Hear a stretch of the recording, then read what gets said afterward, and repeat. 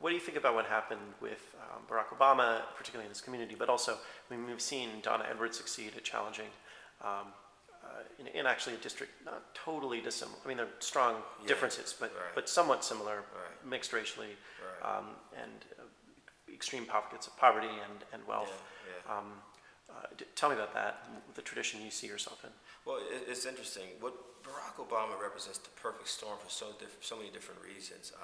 For Americans in general, particularly Gen Xers and Gen Yers, I mean, we've been looking for someone, I think that could really open up the floodgates because people realize we've been tired of business as usual politics in this country, in Washington and on a local level. And, I'm a huge fan of Bobby Kennedy. I need to say that. He's part of the reason why I'm running for office. And when you look at the footage of him and how he just moves people, there really hasn't been anyone that's done that up until Barack Obama.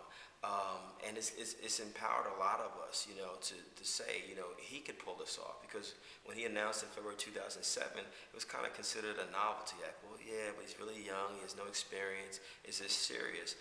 But, it's a new way of organizing between the bloggers and the small donors on the internet, just the incredible power of Netroots.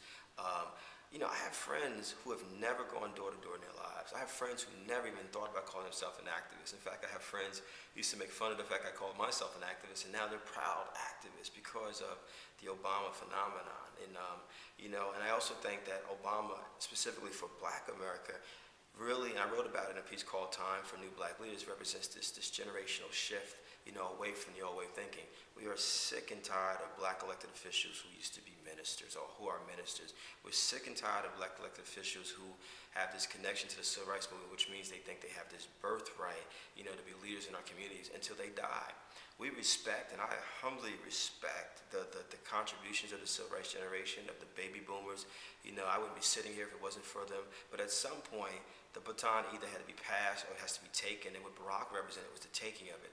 The same thing with Donna Edwards. Here she is running against an old guard, Congressional Black Caucus member Al Wynn.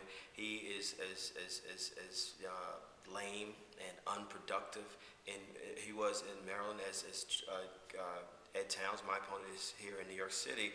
And, I think Ms. Edwards put together the kind of coalition that a lot of the old guard Congressional Black Caucus members just understand. Remember, many of them got to office on the heels of, I just need Black people. I need the Black community to vote for me. Black church folks, I'll get in.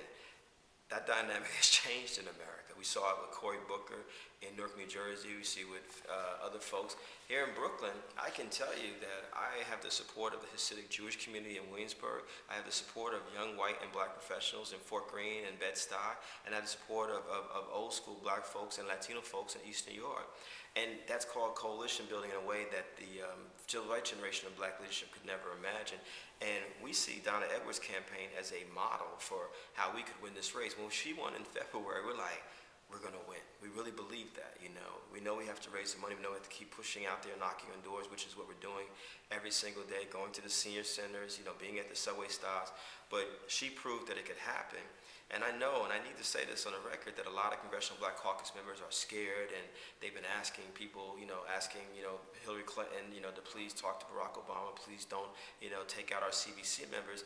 But the thing we're saying is, if you have been sitting in office for 15, 20, 25 years, overseeing communities in California, like Los Angeles or Oakland or New York City here, or other impoverished areas, and you've seen the devastation around housing and HIV/AIDS and failing schools and the pipeline to the prisons with all these young men of color, and you've been so invisible, what makes you think you have the right to go back to office unchallenged? I absolutely plan on winning the seat on September 9th, without question. But at the very least, this is saying, my race is saying to people, just like Ms. Edwards said, the Democratic thing is you have to be challenged. You have to be held accountable. You have to step up front. And what's happened, unfortunately, with a lot of these Black elected officials in Congress, is that they become like the Wizard of Oz, that figure no one ever sees. But then when Dorothy finally gets to Oz, gets there, you realize, oh, this is it. And that's what I see with Mr. Ed Towns. That's what I see with Mr. Wynn, is that, you have this fancy title and you have the staff and everything, but at the end of the day, you have not been delivering. You have not been delivering, and if you're not delivering, you should be out of office.